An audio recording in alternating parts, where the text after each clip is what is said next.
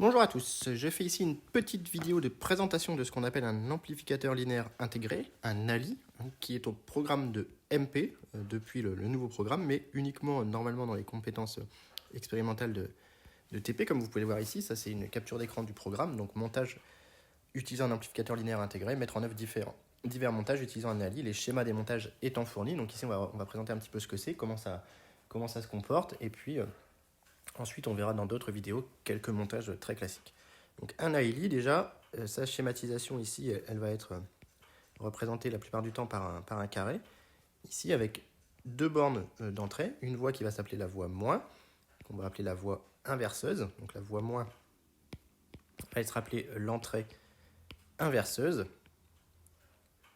Et la voie plus qui va être appelée l'entrée non inverseuse. Et ensuite, on a ici la sortie, que je vais appeler S ici. Donc, on a la sortie S. Donc, on va principalement, à l'aide d'un ALI, envoyer deux signaux, un dans une voie moins, un dans une voie plus. Enfin, on va relier des câbles de la voie moins et de la voie plus à une entrée qui sera positionnée soit sur la voie moins, soit sur la voie plus, selon ce qu'on souhaite faire avec notre ALI. Et on va récupérer un signal en sortie. Ici, donc la plupart du temps, on note Vs, le potentiel de la tension de sortie par rapport à la masse, V-, le potentiel de la voie moins par rapport à la masse, et V+, le potentiel de la voie plus par rapport à la voie moins. Alors l'ALI est caractérisé par un gain qu'on peut noter A, tel que le potentiel de la tension de sortie, Vs, il est égal à A fois V plus moins V moins. Donc ça, c'est une propriété de l'ALI. Et donc nous, on va utiliser ici des propriétés le modèle de l'ALI idéal. Et donc le modèle de l'ALI idéal, il faut à notre échelle retenir quelques petites choses. L'ALI idéal va être constitué d'une impédance d'entrée infinie. Ça a une conséquence importante, c'est que les courants d'entrée, I plus et I moins, sont nuls, sont considérés nuls. En réalité, ils sont tout petits, mais nous, on va les considérer nuls. Et donc ça va nous apporter énormément de simplification dans les montages. Donc I moins égale 0, I plus égale 0. Ça, c'est dû à l'impédance d'entrée qui est infinie. On a une impédance de sortie qui sera considérée nulle. Le fait que l'impédance de sortie soit nulle fait que, entre guillemets, le montage avec ALI va s'adapter tout seul aux contraintes, et donc on aura ce qu'on appelle une adaptation de l'impédance, comme on le verra avec le montage suiveur dans une autre vidéo. Et enfin, le gain A, on va le considérer infini également, ce qui est très souvent représenté par un petit symbole infini sous le petit triangle de l'ALI. Donc ça, c'est la première chose. La deuxième chose, c'est qu'un ALI peut fonctionner à deux modes de régime de fonctionnement. Deux modes de régime de fonctionnement. Donc justement, un mode qui s'appelle le mode linéaire, dans lequel Vs est proportionnel à epsilon égale V plus moins V moins. Et donc, comme, ça c'est exactement ce qu'on a écrit avant, Vs égale A fois V plus moins V moins. Et donc, comme A est considéré infini, on a que V plus moins V moins est égal à 0. Et donc, dans le mode linéaire, on aura tout simplement V plus égale V moins. Le potentiel de l'entrée plus est égal au potentiel de l'entrée moins. Alors, comment on reconnaît un mode linéaire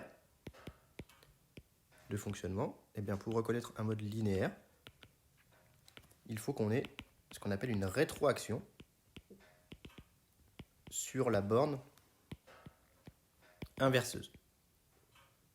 C'est-à-dire que vous prenez votre ALI et il faut qu'il y ait un fil qui partent de l'entrée inverseuse pour revenir, pour aller vers la sortie. Alors ce fil peut passer par différents composants, par exemple une résistance, un condensateur, etc. Donc on va le noter D, le dipôle. Et donc il faut qu'il y ait un fil qui nous emmène de la voie inverseuse jusqu'à la sortie. C'est ce qu'on appelle une rétroaction sur la borne inverseuse. Et donc quand on va repérer les montages de ceux qui ont ce type de rétroaction, on utilisera le modèle linéaire. Donc ça, c'est le premier mode de fonctionnement. Et le deuxième mode de fonctionnement, c'est un mode dit de fonctionnement saturé.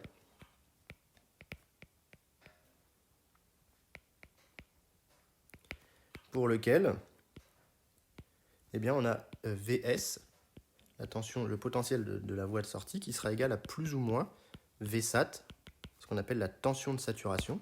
Donc, chose que je n'ai pas encore précisée, c'est que un Ali, ça s'alimente. Un Ali est alimenté, alors la plupart du temps en ce qu'on appelle plus 15, moins 15, est alimenté en plus 15 volts, moins 15 volts, c'est-à-dire que votre Ali, vous verrez en TP qu'il y a deux fils qui sont reliés d'une part à moins 15 volts et d'autre part à plus 15 volts. Eh bien, en mode de fonctionnement saturé, Vs est soit égal à plus 15 volts, ou alors Vs est soit égal à moins 15 volts. Ça, c'est le fonctionnement saturé. C'est-à-dire qu'en réalité, Vs ne peut pas, la valeur absolue de Vs ne peut pas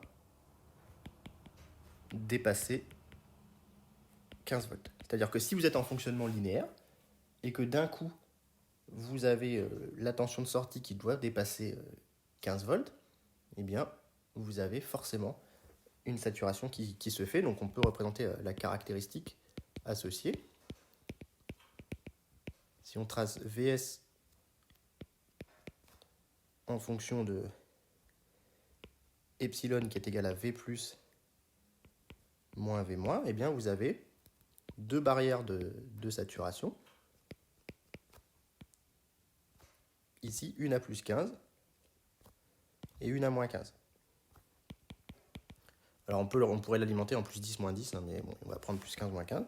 Et donc vous avez le mode linéaire au milieu, en rouge,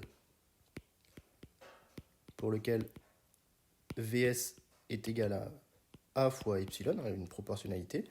Et par contre, si Vs vient à dépasser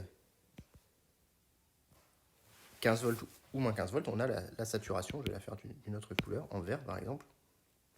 On ne voit pas très bien, en orange. Ici, ça c'est la saturation. Alors même chose, on peut reconnaître un mode de fonctionnement saturé lorsqu'on a une rétroaction sur la borne, cette fois-ci non inverseuse.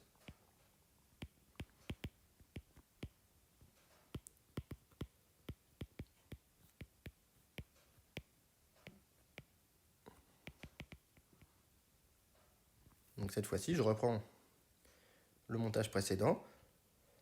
Et dans certains montages, eh bien, on aura un fil qui part de la voie plus. Alors je vais échanger simplement les deux.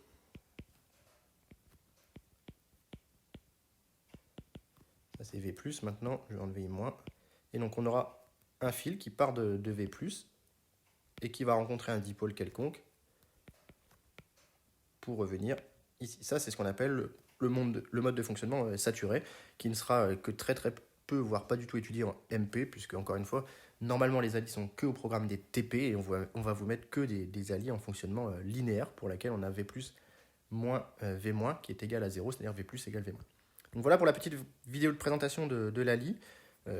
Quelles sont ces différentes voies, comment utiliser, quelles sont les hypothèses de l'ALI idéale, impédance d'entrée infinie, impédance de sortie nulle, gain infini, et enfin, comment reconnaître un mode linéaire ou un mode saturé. Et maintenant, on va regarder un petit peu de différents montages pour apprendre à calculer une fonction de transfert avec un ALI. Donc voilà pour cette vidéo, j'espère que ça vous a plu, et s'il y a des questions, mettez-les en commentaire.